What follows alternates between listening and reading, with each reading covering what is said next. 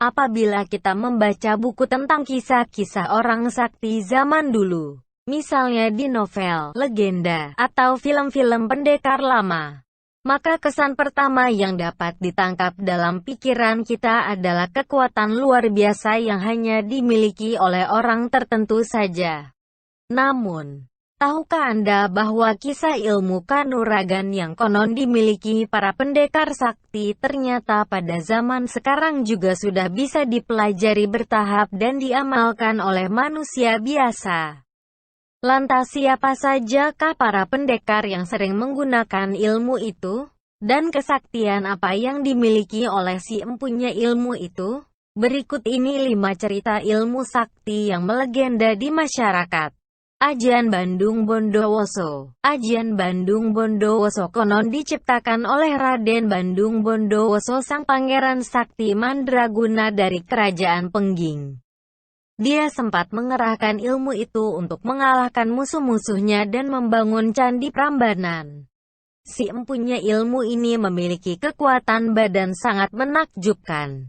Bila ada barang mustahil diangkat dengan tangan kosong, maka dengan mengamalkan ilmu ini barang itu dapat diangkat dengan mudah.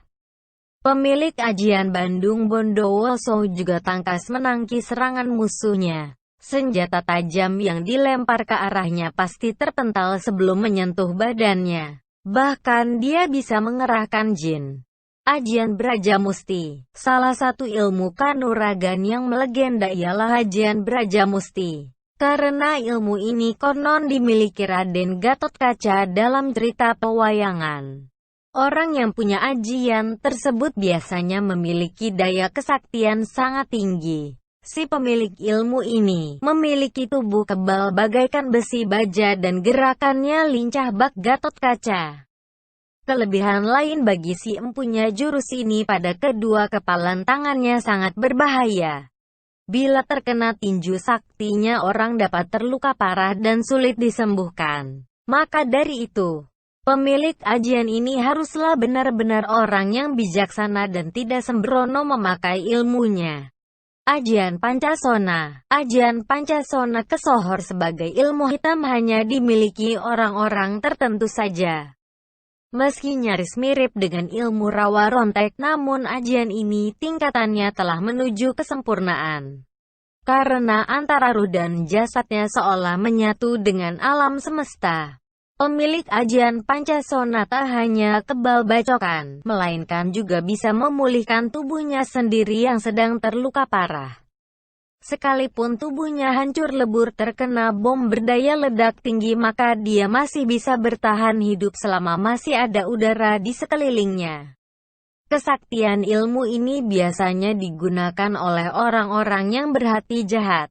Hal ini karena jin-jin jahat telah merasuk ke dalam tubuhnya. Ajian Rawa Rontek.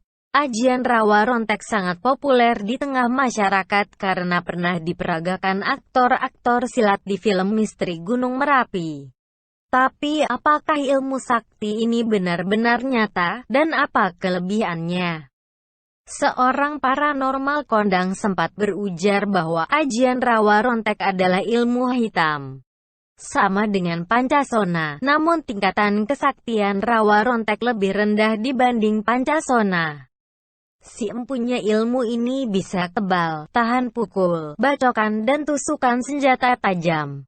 Tapi efek negatif dari ilmu ini, yakni orangnya gampang emosi sebab roh jin-jin jahat telah masuk ke dalam sel-sel tubuh pemilik ilmu Rawa Rontek ini. Ilmu Saifi Angin. Ilmu Saifi Angin populer dengan sebutan ilmu berpindah tempat. Sebutan itu layak disematkan pada jurus itu, karena ajian Saifi Angin bisa orang yang mengamalkannya bisa berlari cepat dari satu tempat ke tempat lainnya tanpa bersusah payah. Ajian Saifi Angin lebih tinggi dibanding dua jurus serupa yakni ajian Kidang Kuning dan Asma Gunting. Menurut cerita, ajian Saifi hanya dimiliki para pertapa dengan kanuragan tertinggi.